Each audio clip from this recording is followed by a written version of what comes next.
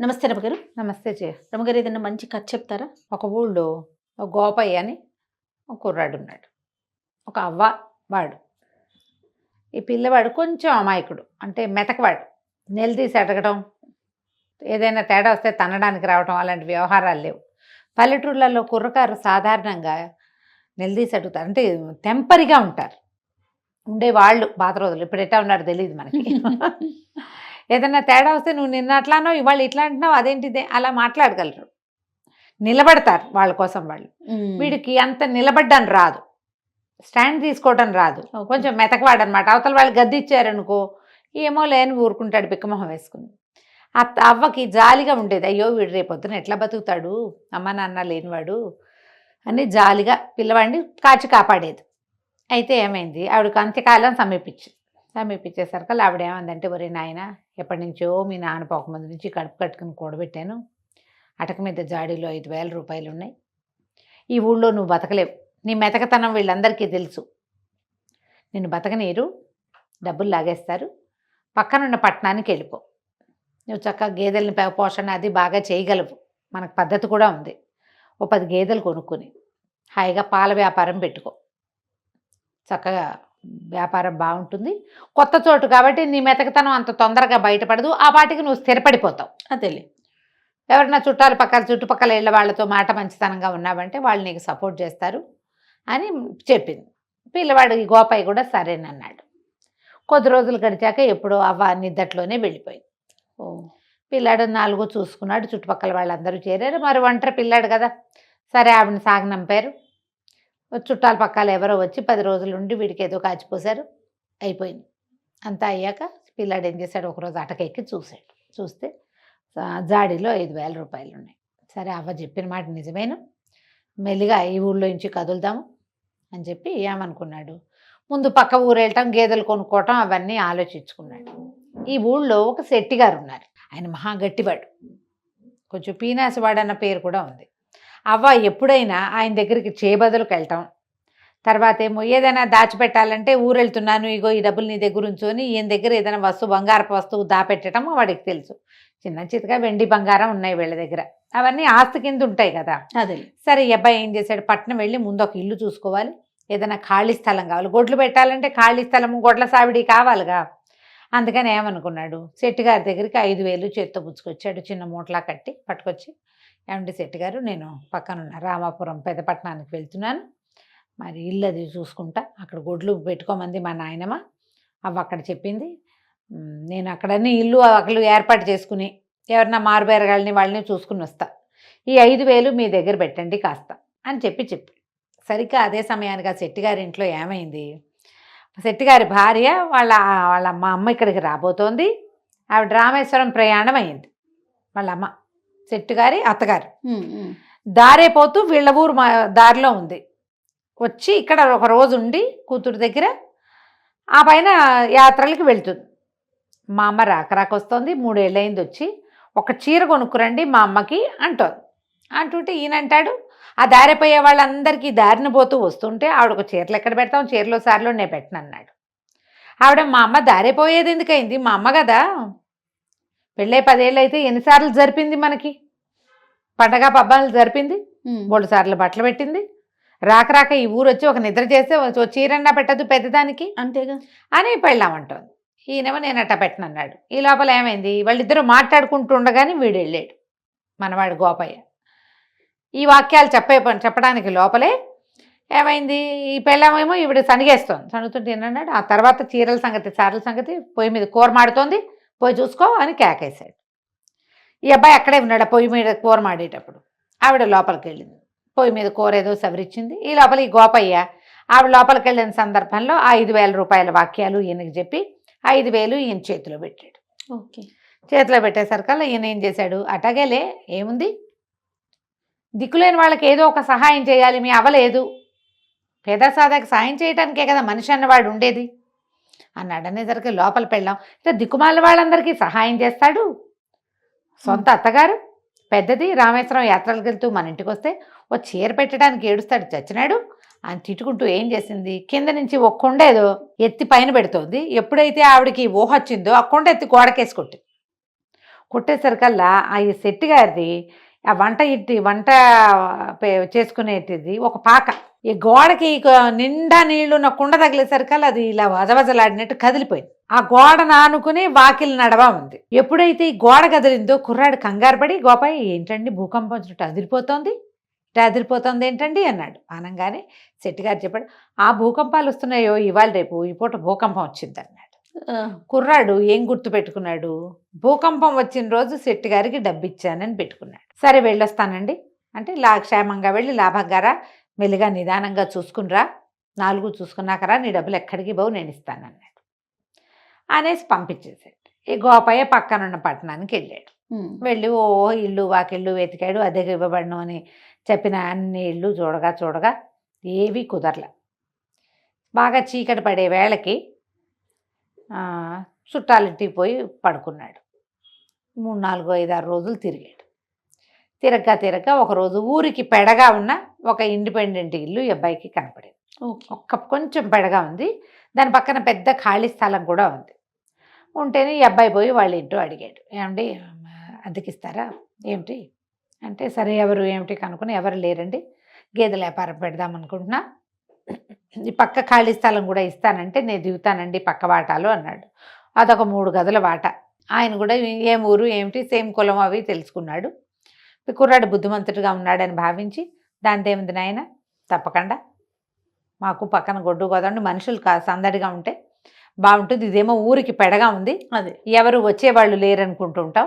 ఇప్పుడు పాలు వ్యాపారం అంటే పూట వస్తారుగా 2 పూట్ల మనుషులు, కొంచెం సందడి పెరిగి రేట్లు పెరుగుతాయి ఆ ప్రాంతానికి అని ఆయన ఒప్పుకున్నాడు. ఒప్పుకుంటే ఆయన కూతురు వచ్చి, ఆ పిల్ల 18, 20 ఏళ్ళు ఉంటాయి, పిల్ల కొంచెం గట్టిది.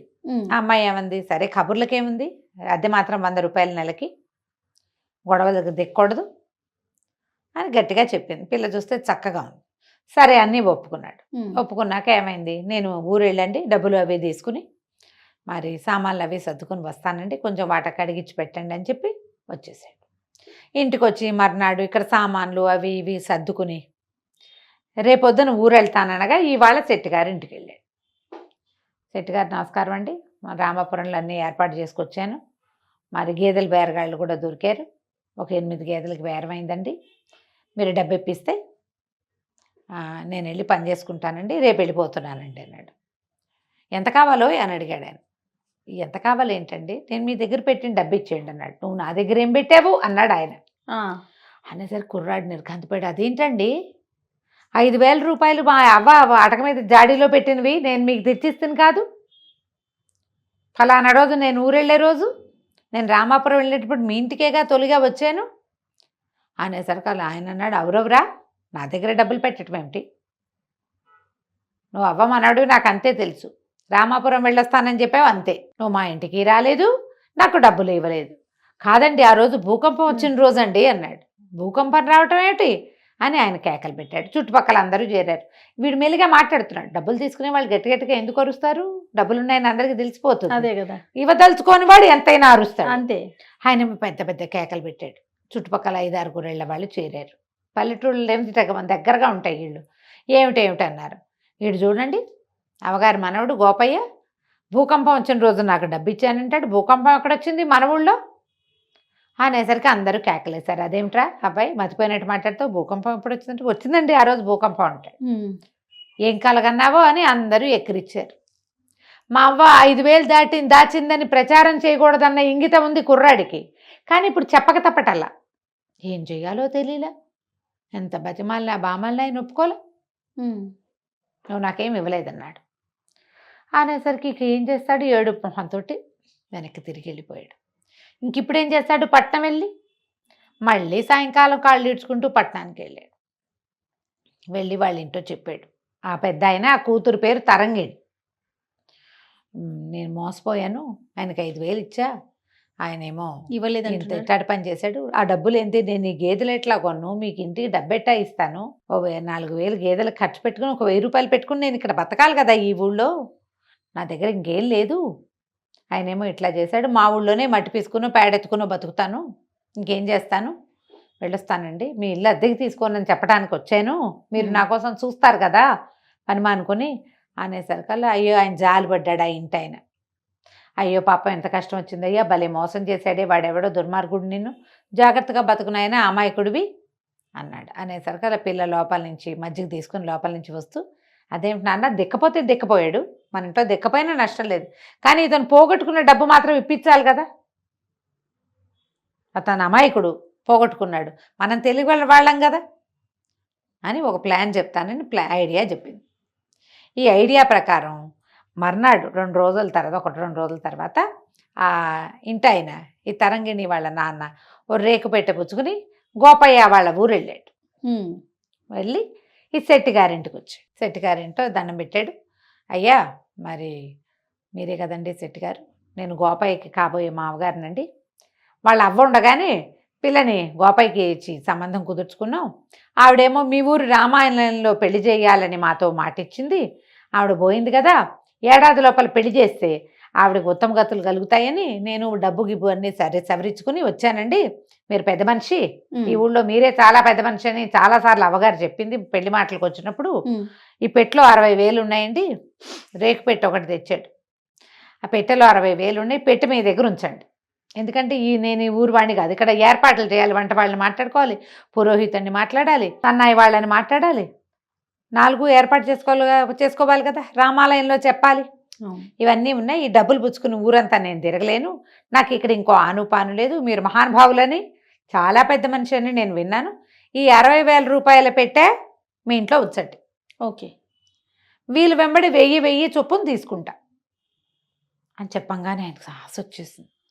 ఇంతకుముందు అప్పనంగా 5,000 నొక్కేశాడు, 60,000 పిచ్చి గోపయ్య వాడి వల్లే మళ్ళీ డబ్బులు వస్తున్నాయి అనుకొని సరేనన్నాడు. సరేనని ఏమేవ్ పెద్ద మనిషికి మజ్జిగ పట్టరా అంటే వాళ్ళ ఆవిడ మజ్జిగ చిప్పుకుంటుంది.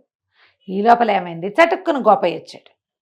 వచ్చి శెట్టిగారు మరి మొన్న నేను మీకు డబ్బులు ఇచ్చాను, మీరు కూడా మర్చిపోయారు, అసలు నేను ఇవ్వలేదంటున్నారు, భూకంపం వచ్చిన రోజంటే మీరు కాదన్నారు, అవాళ్ళు మీ ఇంట్లో కూర ఏదో మాడిందండి, కూర మాడుతోంది, వెళ్ళి చూసిరమ్మన్నారు, అప్పుడేనండి నేను మీకు 5,000 ఇచ్చాను అన్నాడు. అనగానే శెట్టిగారి గొంతులో వెలక్కాయ పడింది. ఇప్పుడు డబ్బులు లేవు అని అంటానికి వీల్లేదు, కాదు అంటానికి వీల్లేదు. అనగానే ఏం చేశాడు, కొంచెం తిప్పుకొని ఆ భుజం మీద చెయ్యేసి, నాకు గుర్తుందయ్యా భలేవాడివి, నీ డబ్బులు నాకెందుకు, నాకు జ్ఞాపకం ఉంది, కాకపోతే ఆ రోజున నువ్వు ఎప్పుడైతే 2 రోజుల క్రితం, నిన్న కాక మొన్న కదా వీడొచ్చాడు డబ్బుల కోసం, నువ్వు వచ్చినప్పుడు ఓ జూదరి, ఓ తాగుబోతువాడు, ఒక ఏమంటారు ఇల్లు కట్టుకునేవాడు, 3 సిద్ధంగా ఉన్నారు డబ్బుల కోసం,